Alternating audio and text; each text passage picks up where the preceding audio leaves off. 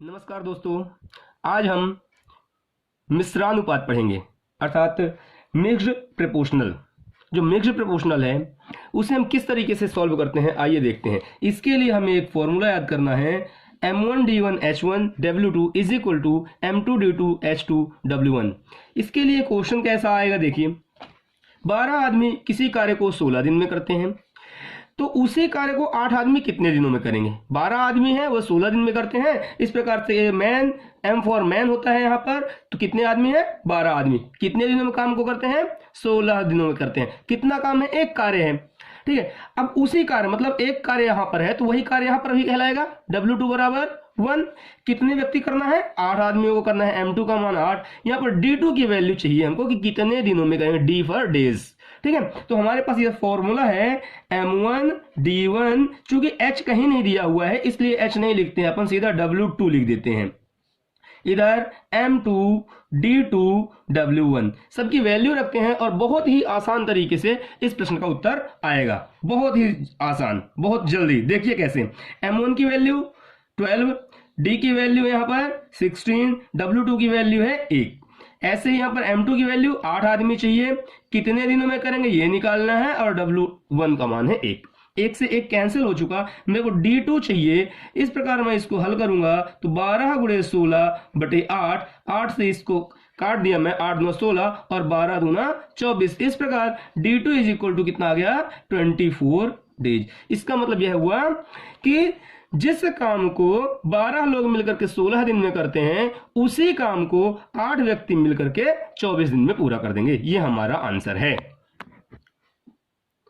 अब आपके सामने एक नया प्रश्न है कि 20 आदमी 9 घंटे प्रतिदिन काम करके 12 दिनों में एक कार्य को करते हैं।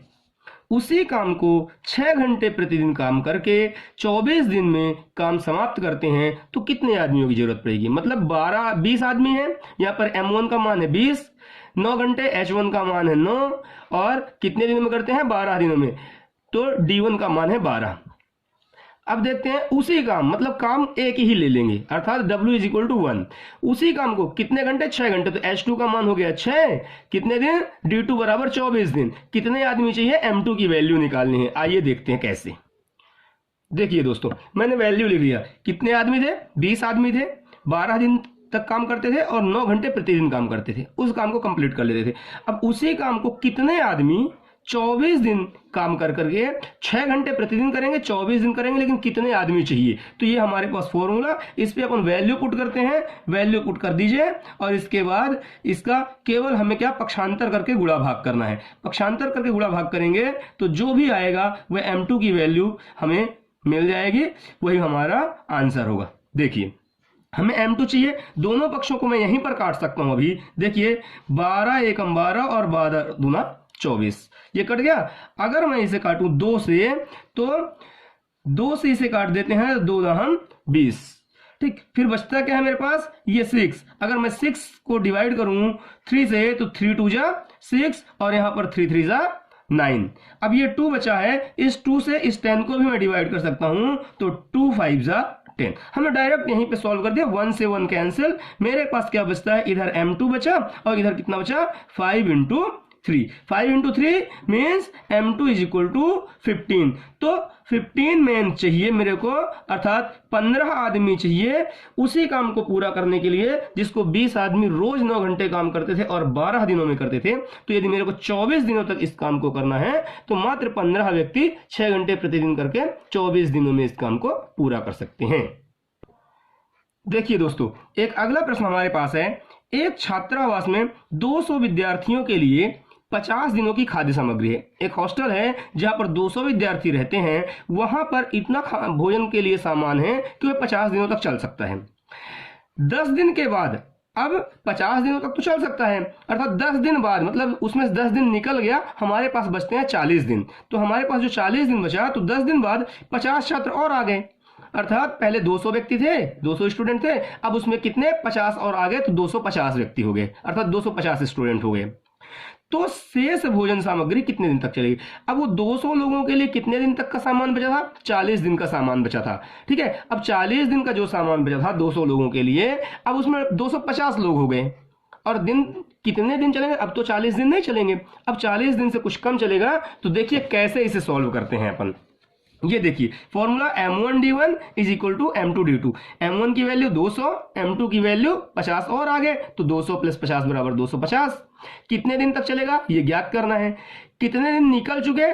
पहले 50 दिन थे, लेकिन 50 में से 10 दिन पहले से गुजर गए।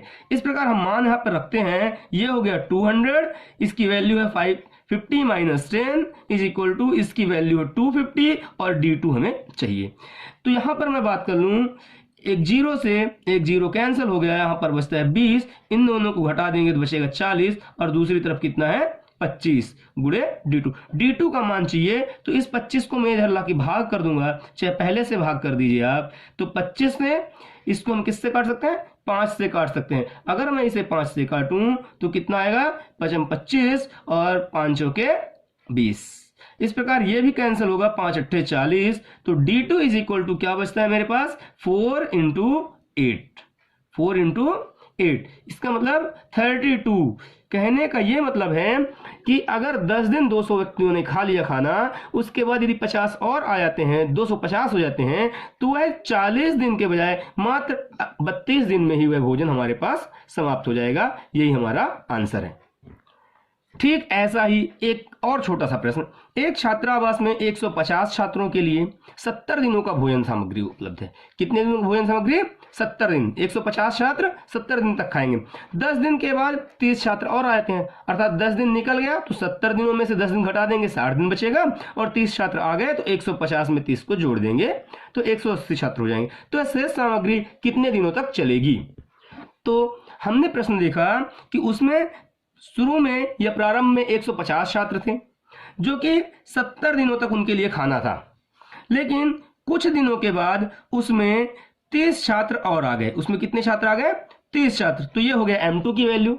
अब कितने दिन तक चलेगी? जबकि उसमें से 10 दिन पहले से निकल जा चुका है।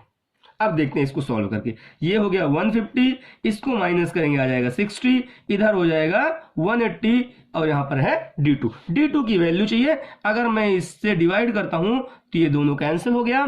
6 से मैं डिवाइड कर दूंगा 3 टाइम्स में चला जाएगा। यहाँ पर बचा 150, 3 यहाँ पर मल्टीप्लाई में, इधर आ जाएगा डिवाइड में, क्या बचेगा? d2। अब d2 की वैल्यू देखिए, इसको मैं 5 3 15 means d2 is equal to 50 days.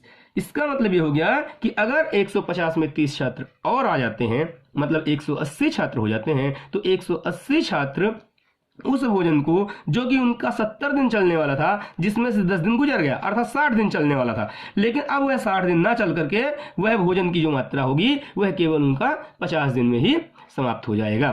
दोस्तों, अगर वीडियो अच्छा लगा हो तो चैनल को लाइक, सब्सक्राइब और शेयर अवश्य करें। धन्यवाद।